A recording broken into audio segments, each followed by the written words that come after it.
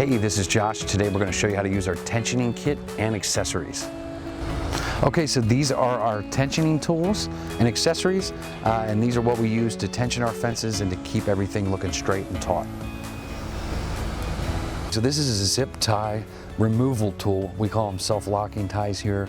You might know them as zip ties, plastic zip ties. You'll see the tool has like a little beak on it there, so you can get under the zip tie. Basically, it just cuts them off. Okay, so here we have the 11/16 hog ring pliers, the G7. They're available in the standard tensioning kit. They work real well. They accept 11/16 rings, and you're going to want to just kind of pull this little tab, slide this out. Then you're going to drop these in like that, and that's all there is to it. Then you're just going to, pull the handle, and it's going to make a ring. If you move over here to the next one, we have the standard 9/16" hog ring gun, and this is the most popular tool. It is available in the deluxe tensioning kit. Make sure, again, you do use the 9/16 rings with this gun. To load it, you're just going to pull that tab back. You're going to slide the rings down like that, and that's all there is to it. Then we go over here to the Wee-Matic, and this is more of a premium tool, made in the USA here. A lot of our installers like to use it, and this is a 9/16 version. Again, when you buy this tool, make sure you buy the Wee-Matic rings as well. And you're just going to pull this back, and then you're going to take your rings, slide them underneath there like that, all the way down, and then you're just going to pop that back down, and that's going to keep feeding those as you pull the trigger, and it makes your rings there. And this is more of a premium tool. A lot of our installers like to use it. So here we have the two types of self-locking ties or zip ties. These are our stainless steel ties, and we have two types of tools that you can use to get those really tight and to install those appropriately. And then over here we have the plastic zip ties. They're available in 8 or 14-inch. We just have the 14-inch here now, but this is the tool that you're going to use for that. Gets them super tight, cuts off the excess. And just make sure if you're buying stainless that you use the stainless tools. If you're buying the plastic, that you use this plastic tool, because they are specific. Here we have the connector clips. And these are basically a tiny little U-bolt. They will accept either 8-gauge or 12-gauge monofilament wire, or the steel core tension wire, which is 8-gauge as well. You simply run the wire through it, around your post or in through the eyelet of the alignment band, then back into it, and then tighten it down. And then you have the crimping tool and the crimp sleeves, and you have 12-gauge, 8-gauge varieties there. They're specific for the wire you're using, and then you're going to use this crimping tool to crimp those down once you've run your wire through it, around the post or through the eyelet of the alignment band, and then back into it, and then crimp it down. Okay, so here are the couple types of tensioners that we offer. The most common is the gripple tightening tool. It's a durable plastic construction tool. It'll last a very long time. It's the most popular one. It's available in the deluxe tensioning kit. We use the large gripples for the 8-gauge monofilament tension wire and the steel core tension wire. We use the medium gripples for the 12-gauge monofilament wire. And then beside it, we have the contractor version, which is the gripple contractor tool. Same tool, does the same thing with the same types of gripples, but it is a metal constructed tool, and it does come with a gripple release tool. And so you can buy that. You can buy these separate, but they are available in the deluxe and the contractor version of our tensioning kits.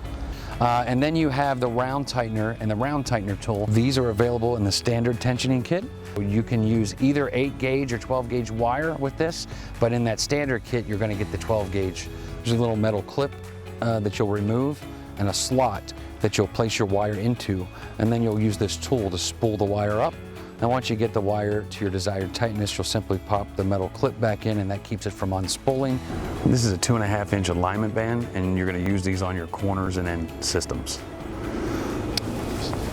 So we're just going to place it over the post, and then we're going to tighten in this eye bolt. Literally just screw it in until it's tight. For this part, you can use the connector clip or the connection sleeves. They're interchangeable, and they both work the same way. Okay, so we're going to use 8-gauge monofilament in this case, but you can also use 12-gauge mono or the braided steel core tension wire. That's also 8-gauge, and we're going to use the connector clips, which is like a tiny little U-bolt. You're going to run the mono through it. You're going to run it through your eye bolt and then back into the connector clip.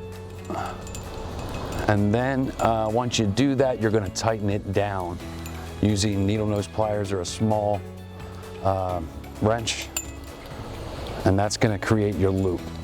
Okay, so this is your crimping tool. So you're just going to place the crimp sleeve in one of these slots, the appropriate one for your crimp sleeves, and you're just going to crank it down to crimp the sleeve, and that's going to complete your loop there. When running the tension wire, you want to go from post to post across the top of the fence. You have the option of terminating at each corner or running the wire around the post or through the alignment band and down the next side. On smaller systems, you can even go the whole way around without terminating.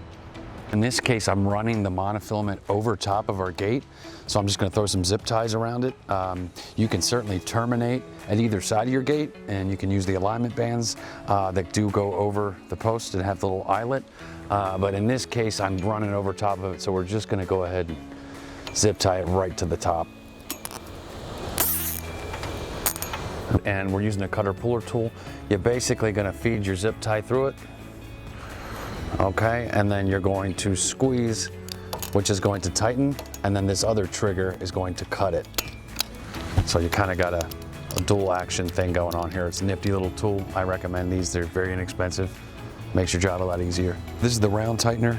We're basically just going to remove this little clip here, and there's a slot in this tightener that the wire is going to fit in. And then the back of it has a little hole where we're going to place this tool in. Okay, and then we are just going to use this tool here to spool the wire up. So I'll show you doing that now. So we're just going to pop that wire, the 8-gauge mono in this case, through that slot.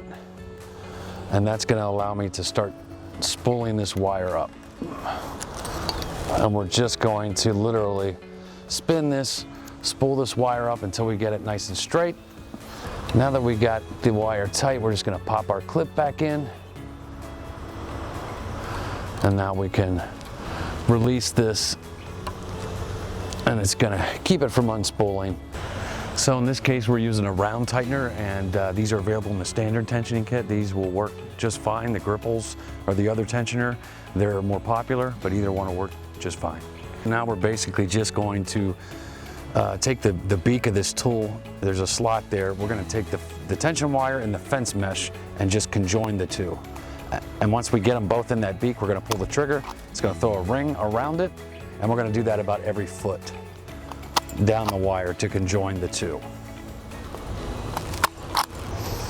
Okay, so if you don't want to use an alignment band, one of these with the eye bolt going through it, at a corner or an end, you know, any termination point, you can just simply make a loop around the post. It's going to be the same type of thing. You're going to feed your wire through the crimp sleeve or the connector clip, and then you're going to go around the post with it and back into the sleeve. And then we're going to take the crimping tool and just crimp that tight. This is another part of our fence that we're repairing that already has the monofilament running through one of the alignment bands on the line posts. So you can simply run your monofilament through the eyelet there. If you don't want to use an alignment band, you don't have alignment bands, you can simply crisscross a couple zip ties to pull the wire along the post here, and that works real well also.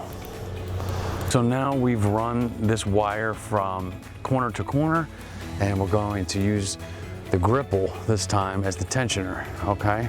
And so to do that, you're actually going to take the wire that you've just ran from corner to corner, you're going to cut it, and now we're going to feed these pieces into this gripple, okay, in opposite directions. So you put the wire in the one side, it's going to come out the other.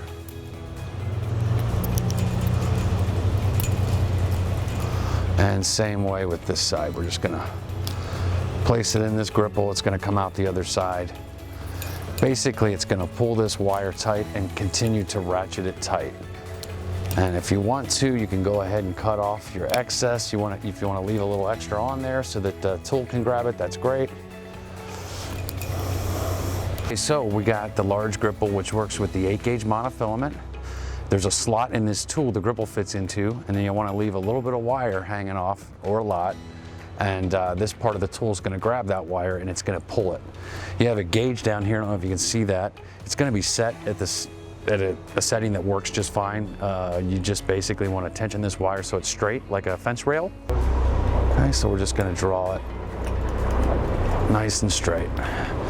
And that should do it. We've got our fence tensioned. You can cut off the excess if you would like, but oftentimes folks are going to leave a little bit of this wire sticking out so they can come back later with the gripple tool.